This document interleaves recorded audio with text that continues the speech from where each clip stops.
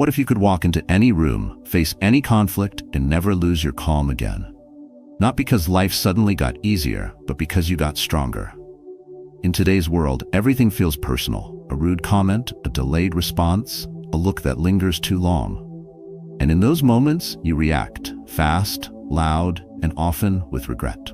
But the Stoics believe that real strength isn't measured by how loud you speak or how hard you hit back. It's measured by how still you can stay when everything around you tries to shake you. This isn't about suppressing emotions. It's about mastering your responses. It's about building emotional discipline daily. It's about recognizing that your peace of mind is too expensive to trade for someone else's chaos. And if you've ever felt like your anger controls you, like a switch you can't turn off, you're not alone. Most people live that way. But you don't have to. Not anymore. Because in this video, you'll learn how to build an unshakable mindset. One that gives you the power to stay calm, focused, and grounded, no matter what. So, if you're tired of letting others pull your strings, stick around. What you'll learn today can rewire the way you think, react, and lead. Hit the like button, subscribe to the channel, and let's begin this journey, not to control the world, but to master the only thing that ever mattered, yourself. 1. You don't control what happens, only your response. There's a kind of quiet power in a man who doesn't flinch, who doesn't raise his voice, who doesn't waste time explaining himself to chaos, not because he's passive, but because he knows what's worth his energy and what's not. This idea isn't new. The Stoics lived by it. Epictetus said it plainly: some things are within our control, others are not. It's the foundation of all inner peace. Most men live upside down, trying to control people, situations, outcomes. And when things go wrong, they react. Loudly, emotionally, unwisely. You try to fix someone's opinion of you. You chase fairness in an unfair world. You expect outcomes to follow your timeline, but they don't. And when they don't, you lose your calm, your clarity, and too often, your dignity. The truth? The more you try to control the uncontrollable, the more control you lose over yourself. That's what drains you. Not the world, but your resistance to it. Now imagine the opposite. Imagine a man sitting across from his boss who just threw him under the bus in front of the team. The room goes still, eyes shift, there's pressure to defend, to retaliate, to react. But he doesn't. He breathes, he nods once. He doesn't make it personal, because he knows his response is all he owns. And in that moment, he owns it completely. Later, he acts, but with precision, not panic. That's Stoic control. That's what makes him dangerous in the best way. This kind of strength doesn't come from avoiding emotions. It comes from understanding them. Recognizing that the storm outside can only reach you if there's a storm inside. The world will always test your peace. The headlines, the delays, the disrespect, the misinterpretations. The noise of modern life will always scream louder than your voice, unless you decide otherwise. And it is a decision. One made moment by moment, conversation by conversation. It's a man in traffic choosing to relax his grip on the wheel. A father being interrupted again and again, choosing patience over ego. A leader who doesn't correct every insult with equal force, but chooses when and how to respond, if at all. This isn't weakness. This is self-governance. Most men waste themselves chasing what's out there, but the Stoic chases what's inside: response, clarity, discipline. He doesn't blame the world for being the world. He doesn't demand that everything fall in line with his expectations. He trains himself to face what is. He studies where his power ends and begins. And what he finds is this: life becomes lighter when you stop trying to carry what was never yours. You don't need to fix every situation. You don't need to win every argument. You don't need to protect your image in every room. Your reputation is not your responsibility. Your reaction is. There's a kind of freedom in that, a calm clarity, a sense of standing tall inside your own skin, no matter how unstable the ground around you. Because you realize, calm is not a reward. It's a skill, and like any skill, it can be built, strengthened, hardened. You're not born with it. You build it, with practice, with failure, with brutal self-honesty. The biggest mistake most men make is this: they spend their lives in a tug-of-war with things they cannot change, trying to get their spouse to see it their way, trying to control someone else's behavior, trying to force timelines, outcomes, and feelings. But the Stoic breaks the rope. He drops it, not out of defeat, but clarity. He knows what he can reach and what he can only accept. And acceptance doesn't mean surrender. It means choosing your battles. It means knowing where to spend your limited willpower. It means guarding your peace like it's your most valuable asset. Because it is. When you stop reacting to everything, you become unshakable. Not numb, present, alert, steady. Like a captain adjusting the sails in a storm, not trying to stop the waves. The practice begins with one shift. Next time something doesn't go your way, don't ask, why did this happen to me? Ask instead, what am I going to do with it? That's the only question that leads to growth. Because the world doesn't stop. People will disappoint you. Life will surprise you. Plans will break. But if your identity is built on how you respond, not on how the world treats you, then nothing owns you. Not disrespect, not chaos, not even failure. So train for that. Start small, one situation at a time. Notice when your body tenses, when your thoughts speed up, when your mouth moves faster than your mind. Pause. Step back. Reroute. You don't have to let everything in. Not every fight is yours. Not every emotion deserves your voice. Choose where to place your energy. That is the beginning of power. That is the gateway to freedom. That is the moment you stop being at the mercy of the world and start becoming the man who owns his peace, no matter what. 2. Anger is born from broken expectations. You expected them to understand, to respect your time, to listen to the first time you spoke, but they didn't. And suddenly, without warning, something inside you tightens.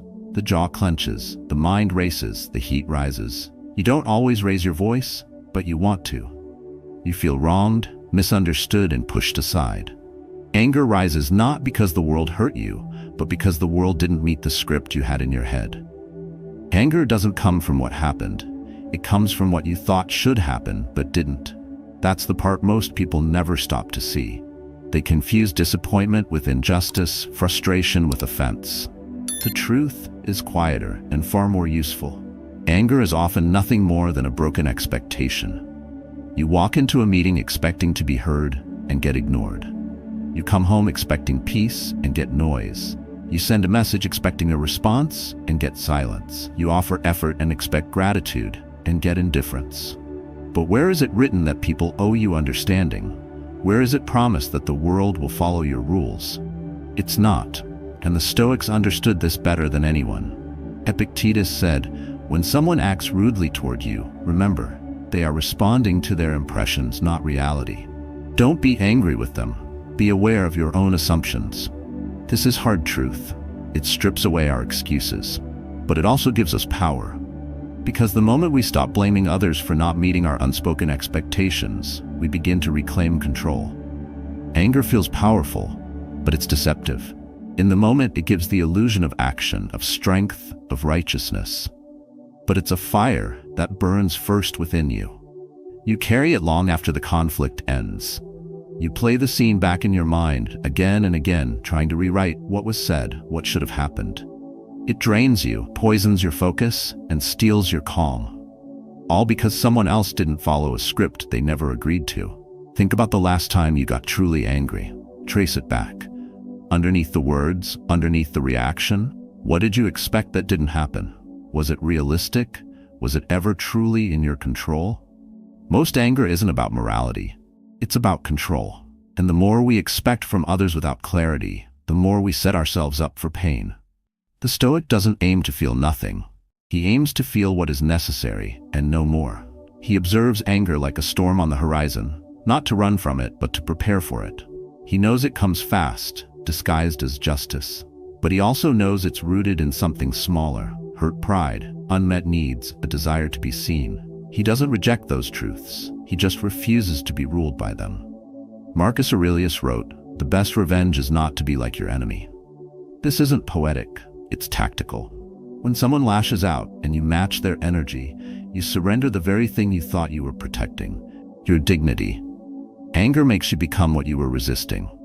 Calm allows you to remain who you choose to be. Now imagine this. You walk into your house after a long day. You've given your best at work, drained yourself in silence. You step through the door, craving quiet. But the kids are yelling, the TV is on, and your partner asks you to do something right away. That voice inside starts to build. Just 5 minutes of peace. Is that too much to ask? You feel it. Tightness in your chest, sharpness in your tone. But you pause. You breathe. You remember, they're not against you. They're just being themselves. And your reaction, this time, is yours to shape. That moment doesn't become perfect, but it doesn't become destructive either. And that's the point. You didn't change the noise. You changed the response. And that difference, repeated, becomes the strength no one else can see, but everyone can feel. This isn't about silence or passivity. It's about choosing wisely. When anger comes, let it teach you what you were expecting. Then ask yourself if that expectation deserves to control your peace. Often, it doesn't. The more you practice this, the more space you create between what happens and what you do next. And that space, that's your power. Each time you catch yourself before the snap, before the outburst, you win a private war. Not with them, with yourself. You make room for something deeper than reaction, discernment. Anger makes you impulsive. Stillness makes you wise. In that stillness, you begin to notice, most of what upsets you isn't worth the energy. Most arguments don't need your voice. Most offenses don't need your attention. The world will keep acting out. People will interrupt, disrespect, forget, and disappoint. You can't fix that, but you can stop expecting them to be different. You can meet reality as it is, not as you wish it to be. That's not giving up. That's growing up. That's what makes the Stoic unshakable. So next time anger visits, don't push it down or act it out. Sit with it. Ask, what did I want that I didn't get? Let the answer guide you, not control you. Let it sharpen your awareness, not harden your heart. Anger might knock on the door, but you choose whether to let it stay. You choose whether it rules the room, or you do. 3. Silence is power. Some men waste their words, others weaponize them, but the rarest kind knows when to stay silent, and why that silence matters more than anything they could say. Silence isn't absence. It isn't weakness. In its purest form, it's discipline. It's control. It's the difference between saying something powerful and saying something you'll regret. In a world that glorifies instant reaction and constant commentary, the Stoic chooses something else: stillness. He doesn't speak just to speak. He doesn't prove his point in every room. He doesn't fight battles that don't matter. His silence is his filter, his clarity, his restraint. Most men think they lose when they don't speak. They think they appear passive, weak, ignored. But it's not silence that weakens a man, it's reactivity. It's the need to defend every opinion, to correct every disrespect, to assert status in every moment. That kind of pride burns fast and dies empty. The Stoic knows this. He sees the trap hidden inside noise. He knows real power isn't found in how loud you speak, but in how little you need to. Picture yourself in a tense conversation. Someone misrepresents you. Their tone cuts deep. They want a reaction. They want your anger, your words, your proof that they got under your skin. And in that instant, the silence you choose becomes your greatest weapon. You don't flinch. You don't escalate. You don't give them what they came for. You let the tension rise and then pass. You stay grounded in yourself, not because you didn't feel the sting, but because you knew giving it power would cost you your peace. That kind of silence doesn't come from arrogance. It comes from training, from making peace with not being understood, from letting go of the need to be right, loud, or first. It's not indifference, it's composure. And it's built moment by moment, choice by choice, every time you step away from the urge to defend your ego and instead choose to protect your energy. People often confuse silence with submission, but Stoic silence is different. It's a refusal to react on someone else's terms. It's what allows you to observe before you act, to see the emotion behind the insult, to hear what's not being said, and more importantly, to recognize that not everything requires your input. Some situations dissolve on their own if you don't fuel them. The mistake most men make is that they assume every challenge is a confrontation. Every disagreement is a fight. Every uncomfortable silence must be filled. But it's in those gaps, in that stillness, that real awareness is born. That's where you begin to separate what matters from what doesn't. You don't walk away from the moment. You walk into it with control. You make room for better words or no words at all. Marcus Aurelius said, If it is not right, do not do it. If it is not true, do not say it. Simple, stern, clear. He didn't call for silence because he feared conflict. He used it as a tool to sharpen thought, conserve energy, and remain unshaken by noise. He knew that when emotions run high, silence allows logic to catch up, and often that space is all you need. Imagine standing in your kitchen after a long day. Someone you love criticizes something minor. The way you loaded the dishes, your tone earlier on the phone, the fact that you forgot something small. Your pride wants to defend, your mouth wants to counter, but instead you breathe. You pause, you listen fully. Not because they're right, but because you value peace more than being correct. You respond later if needed, but not now, not emotionally, not while your calm is under threat. That silence doesn't make you less of a man, it makes you more. It makes you unshakable. It gives you time to think, to weigh, to choose instead of react. And that kind of man, one who controls his response rather than being owned by it, is dangerous in the best possible way. The Stoics weren't known for their words, they were known for how they lived. Their strength wasn't in arguments won, but in peace maintained. They practiced silence not as escape, but as presence. They mastered it as a daily form of self-respect. Because the man who doesn't throw his energy at every problem, who doesn't let every insult become a battle, who isn't owned by every emotion, that man is free. So start there. Start small. One situation, one moment. When someone tries to bait you into anger, pause. When the world demands a reaction, wait. When your pride whispers, you should say something, ask instead, or should I wait and say something better, or nothing at all? Let that silence stretch. Let the discomfort breathe. Let the other person hear the echo of their own words. Sometimes, that echo is enough. You don't need to meet every fire with fire. Some you let burn out on their own. Each time you choose silence not from fear, but from strength, you grow. Each time you resist the urge to explain yourself to someone committed to misunderstanding you, you take back power. The kind of power that doesn't seek attention, but commands respect. The kind of power that doesn't speak often, but when it does, everyone listens. In the end, you're not remembered for how many arguments you won. You're remembered for how often you stayed grounded when it mattered most. That's not softness, that's sovereignty. And it begins with a silence that knows exactly what it's doing. 4. Laugh at the small stuff. A man who knows how to laugh in chaos is a man who's already won half the battle. Not because life spares him, but because he's learned to spare himself from unnecessary suffering. Humor, for the Stoic, isn't a form of escape, it's a form of rebellion. A refusal to let the petty become powerful. A small smirk in the face of daily absurdity is not weakness, it's mastery. It says, I see what's happening, I choose not to be moved by it.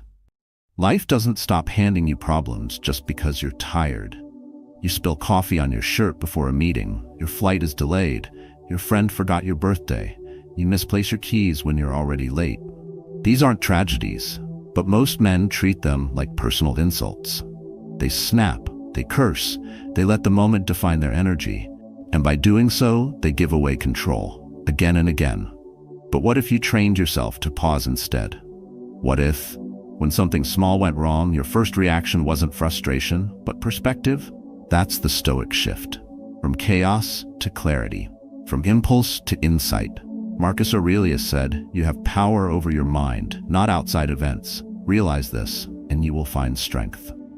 He wasn't talking about great loss or disaster. He meant the small, sharp cuts of life. The 1,000 tiny annoyances that can either train you or trigger you. Think of the man stuck in traffic, horns blaring, time slipping. He's gripping the wheel, jaw tight, cursing under his breath. Nothing changes, except for his blood pressure, except for his stress, except for his mood for the rest of the day. Now picture another man, same traffic, same delay, but he smiles. Maybe he turns on the music, maybe he reflects, maybe he just breathes. He knows he's not in control of the cars, but he is in control of himself. The Stoic doesn't laugh because he's naive, he laughs because he sees the game. He knows what's worth the wait and what isn't. He chooses not to carry what doesn't matter. He knows that humor, when grounded in awareness, is sharper than anger and more resilient than control. Most men overthink every inconvenience. They give meaning to moments that don't deserve it. An unanswered text becomes disrespectful. A forgotten task becomes betrayal. A delay becomes injustice. But the truth is simpler. Life is messy. People forget. Systems fail. And your expectations, if left unchecked, will always leave you vulnerable. Laughter doesn't erase the problem. It changes your position inside it. It creates distance. It gives you room to breathe. And in that space, you remember that most of what upsets you is optional. You can let the moment pass. You can stay light. You can still move forward, even if things didn't go your way. This is not about becoming indifferent. It's about becoming intelligent, emotionally strong, less reactive, more resilient. A man who can laugh doesn't lose his edge. He sharpens it in silence. He saves his serious face for what truly matters, and that discipline gives him an advantage. In practice, this begins with the small things. The little frustrations you normally don't even notice yourself reacting to. You drop your pen, you stub your toe, your Wi-Fi cuts out, your meeting is rescheduled. These are opportunities. Each one is a rep in the gym of perspective. You catch the reaction, you replace it with a smirk, you move on, you get stronger, and when the bigger storms hit, and they will, you won't fall apart. Because you've trained, because you've practiced poise in the little things, because you've conditioned your mind to separate annoyance from attack, discomfort from danger. The common mistake is to believe that being serious makes you strong. That strength looks like intensity, control, and domination. But real strength is light. Real strength knows how to carry weight without making everything feel heavy. The Stoics walked through war, exile, and betrayal, and yet they spoke of joy, not in the loud, shallow way, but in a steady undercurrent. A joy rooted in choosing how to see the world. That's the essence. Life will not stop being unpredictable. But your relationship with it can evolve. You can meet it with tension or with grace, with resistance or with a wry grin that says, "Nice try, but not today." The next time something minor interrupts your flow, ask yourself, is this worth your peace, your energy, your reaction? Or can you let it roll off? Can you laugh, not out of sarcasm, but out of sovereignty? A light mind is not a weak mind, it's a trained mind, one that's learned to pick its battles, to spot the absurd and move past it, to stop chasing control where none exists. So laugh. Not because life is easy, but because you are finally strong enough to make it easier. That moment of humor might be small, but it's a seed. Planted again and again, it becomes a mindset, one that protects your calm in a world designed to disturb it, one that keeps you grounded while others lose themselves in things that simply aren't worth it. 5. Not every battle is worth fighting. A man driven by ego will always chase the last word, but a man rooted in discipline knows when to walk away. Not because he's afraid to fight, but because he knows what the fight will cost. Not all battles are about truth. Many are about pride. And pride, unchecked, has a high price. Peace, energy, clarity. The Stoic doesn't avoid conflict out of fear. He avoids it out of focus. He asks not, "Can I win this?" but "Is this worth winning?" You sit across from a coworker who misrepresents you in a meeting. Part of you wants to correct him, loudly, immediately. Another part, the stronger part, remains still. You know it's true. You know your values. And you know that one sharp reply might feel good now but damage long-term trust, reputation, or direction. So you stay silent. Not out of weakness, but because your compass doesn't point toward momentary victory. It points toward peace with yourself. This restraint doesn't come naturally. We're wired to respond, to assert dominance, to prove we're right. But rightness without wisdom is just noise. The common trap is assuming that every disagreement needs resolution, that every offense needs correction. The Stoic sees it differently. He knows that chasing approval or dominance in every situation makes you predictable and vulnerable. When you react to everything, you become emotionally exhausted. Every conflict steals focus. Every argument drains strength. You burn time proving points that don't matter, defending against people who aren't listening, and sacrificing clarity for control. And then you wonder why you're tired. Why do you feel off course? Why the smallest comment can unravel your mood. Now think of a man who chooses differently. A man who filters before he reacts. He doesn't fight noise, he watches it pass. He doesn't argue with fools. He saves his breath. He doesn't chase applause. He stays aligned with purpose. That's the man who gets stronger with time, while others burn out in battles they never needed to enter. This doesn't mean you never speak up. It means you choose when, why, and how. And most importantly, you ask yourself, will this help me become who I want to be, or just distract me from it? That question asked honestly changes everything. Marcus Aurelius wrote, "If you can avoid getting dragged into nonsense, your life becomes lighter." He led armies, ruled empires, and faced betrayal. But he still reminded himself daily that not every insult was worth a reaction, that not every challenge deserved attention. That clarity was more powerful than control. The modern world tempts you to fight everything. Online debates, offhand comments, misunderstandings, traffic, delays. But if you react to all of it, you hand over your focus, and the man who loses his focus loses his way. The Stoic refuses to let emotion dictate the use of his energy. He invests it with intention. In daily life, this principle takes practice. When your partner misinterprets something, pause. When someone disrespects you subtly, breathe. When the meeting gets tense and your name gets mentioned, hold still. You're not being passive. You're being strategic. You're letting your response serve your purpose, not your pride. That kind of pause builds a different kind of strength. Not the strength of dominance, but the strength of direction. Not the strength to shout, but the strength to remain clear under pressure. It's what turns reaction into mastery. Many men mistake silence for surrender, but it's not surrender. It's a strategy. Not walking away from the truth, but walking away from the noise that doesn't deserve your voice. It's what keeps your mental energy sharp, your emotional energy focused, and your time reserved for things that actually build you. The more often you practice this, the more your identity changes. You stop needing to win every moment. You stop chasing validation. You start asking better questions. Is this situation aligned with my principles? Will reacting move me closer to peace or further into distraction? What would it cost me, not just now, but down the road? Every man pays for his reactions. Some pay with time, some with respect, others with inner calm. The Stoic protects those things first. He knows that long-term peace is built from short-term restraint. He thinks in years, not moments. He knows that sometimes silence is not surrender, but sovereignty. So the next time you feel the pull to correct, to defend, to fight, pause. Don't ask if you're right. Ask if this is worth it. Ask if this builds something or just relieves something. That pause becomes power. That question becomes clear. That decision, made again and again, becomes the foundation of a man who doesn't just appear in control, but actually is. He knows who he is. He knows where he's going. And he doesn't let small things steal that from him. Because he's not fighting for attention. He's building direction. Not every battle is his, and that's why he wins the war. 6. Calm is a daily mental workout. Every man wants calm. Few are willing to train for it. But calm isn't a personality trait. It's a discipline. A practiced skill. A result of repeated inner effort, not occasional luck. In the same way your body doesn't become strong without resistance, your mind doesn't become steady without pressure. The Stoic understood this.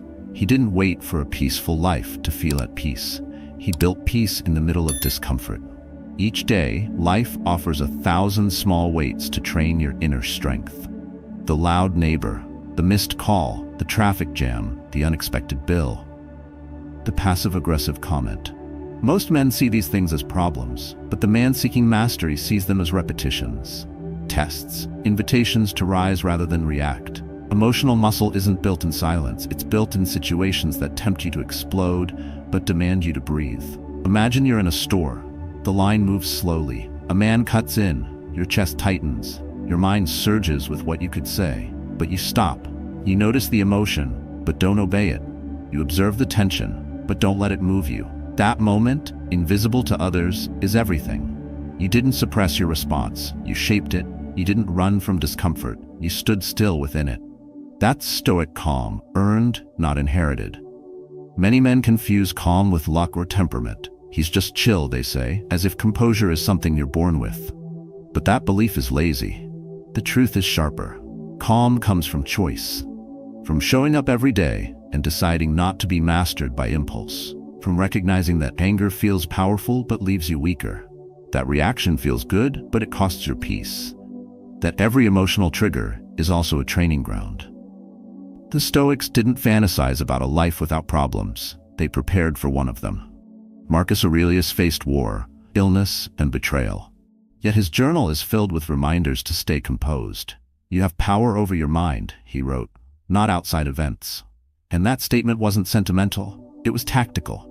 A man who can't hold his center under pressure becomes a liability, to himself, to those he leads, to what he builds. So the Stoic builds calm like a warrior builds endurance. In repetition, in simplicity, in discipline. He trains in the mundane. When he spills coffee, he trains. When he's misunderstood, he trains. When the day unravels, he trains. Not perfectly, but persistently. Because he knows that waiting for calm moments is not a strength. Creating them under stress is. That shift in mindset changes everything. Instead of seeing stress as a signal to explode, you see it as a signal to anchor. Instead of avoiding discomfort, you lean into it. Not because you like it, but because you trust who you're becoming inside it. That kind of man doesn't panic when life shifts. He adjusts, he adapts, he responds, rather than reacts. This training doesn't look impressive from the outside. Nobody claps when you stay silent in an argument. Nobody sees the victory when you breathe through frustration. But you feel it, in your body, in your clarity, in the way you sleep at night, knowing you didn't give your power away. That's the real reward. Ownership of yourself, even when everything outside is out of control. Think of emotional triggers as weights. Most men lift them instinctively, throwing them around, hurting themselves and others. The Stoic lifts them with awareness, slowly, deliberately. He doesn't aim to feel anything. He aims to feel with clarity, not chaos. His emotions don't rule him, they inform him, and because of that, he gains distance. Power. Choice. When the world provokes you, you'll feel it. That part won't change. But what happens next, that's where the training shows. Do you react the same way every time? Or do you pause, reflect, decide what serves your direction? That space between feeling and reacting is where calm lives. And like any muscle, the more you use it, the stronger it gets. This doesn't mean you become passive. Quite the opposite. It means you become precise. Instead of yelling, you speak with weight. Instead of overreacting, you act with purpose. Instead of being a storm, you become the shelter. And that changes not just how others see you, but how you see yourself. So start now. Not tomorrow, not next week. This moment. The next time something annoys you, stop. Don't rush to vent. Don't reach for a distraction. Stand in the heat, breathe once, then again, and ask yourself, what would the man I want to become do right now? That question, asked daily, becomes a map, a way forward. Because in the end, calm isn't given, it's built. Brick by brick, breath by breath, decision by decision. Not when it's easy, but especially when it's not. That's the kind of calm no one can take from you. Because it wasn't handed to you, you earned it. 7. Accept reality and people as they are. Pain often begins not with what is, but with what we believe should be. The idea that life must be fair, that people must act with the same awareness we carry, the outcomes must match the effort. But reality doesn't operate by our preferences. It unfolds on its own terms. The Stoics knew this. They didn't seek to control the world. They trained to meet it without illusions. A man who expects others to always be kind, honest, grateful, thoughtful will be disappointed often and bitter longer. The man who accepts that people act based on their level of awareness, not yours, becomes unshakable. He stops demanding perfection. He chooses clarity over fantasy, and in that clarity he finds freedom. You walk into a conversation hoping to be understood. You speak clearly, calmly, with care. But the other person misjudges your intent, reacts defensively, maybe even walks away. You feel that sting, the frustration of being misread. But then you pause. You remember, understanding is a gift, not a guarantee. You remember that your job isn't to control someone else's perception, but to remain aligned with your own integrity. Most men spend their lives wrestling with what they can't change. They fight against flaws in others, resisting their imperfections as if protest might make them vanish. But protest doesn't change reality. Perspective does. And once you choose to see clearly, your energy shifts. You stop reacting to behavior that's not yours to fix. You stop carrying the emotional weight of someone else's immaturity, ignorance, or disrespect. Marcus Aurelius would begin his day by reminding himself, "Today I will meet people who are meddling, ungrateful, arrogant, deceitful, envious, and unsocial."